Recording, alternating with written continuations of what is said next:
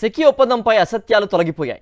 వైఎస్ఆర్సీపీ ప్రభుత్వం కుదుర్చుకున్న ఈ ఒప్పందం రద్దు కుదరదని కూటమి ప్రభుత్వం ఒప్పేసుకుంది.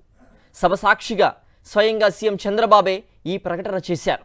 దీంతో ఏపీ ప్రజలు రాష్ట్ర ప్రయోజనాల కోసం వైఎస్ జగన్ తీసుకున్న నిర్ణయం ప్రయోజనకరమైందని మరోసారి రుజువైంది. వైఎస్ఆర్సీపీ ప్రభుత్వ హయాంలో కుదుర్చుకున్న సెకీ ఒప్పందాన్ని రద్దు చేయడం కుదరదని స్వయంగా ముఖ్యమంత్రి చంద్రబాబు నాయుడు శాసనసభలో మాట్లాడారు. గ్రీన్ ఎనర్జీతో పాటు అణు విద్యుత్ ఉత్పత్తిపై కూడా దృష్టి సారిస్తున్నట్లు ప్రకటించారు. ఒప్పందాలపై సంతకాలు పెట్టాక వెనక్కి తీసుకుంటే పెనాల్టీలు కట్టడంతో పాటు విశ్వసనీయత పోతుందని శాసనసభ సాక్షిగా చెప్పుకొచ్చారు.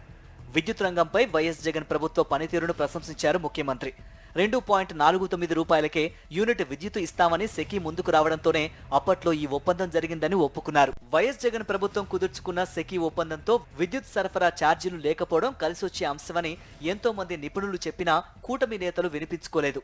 వైఎస్ఆర్సీపీ ప్రభుత్వంపై చంద్రబాబు అండ్ కో విషం చిమ్ముతూ వచ్చారు.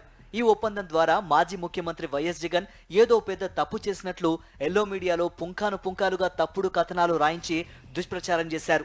తుదకు ఏపీ విద్యుత్ నియంత్రణ మండలి ఈ ఒప్పందం సబబే అని స్పష్టం చేసింది. సెకీ ఒప్పందాన్ని కొనసాగిస్తున్నట్లు మొన్నటి సామాజిక ఆర్థిక సర్వేలోనూ కూటమి ప్రభుత్వం ప్రకటించింది. ఇక తప్పని పరిస్థితుల్లో సీఎం చంద్రబాబు సైతం సభలో జరిగిన చర్చలో ఈ విషయంపై స్పష్టత ఇచ్చారు.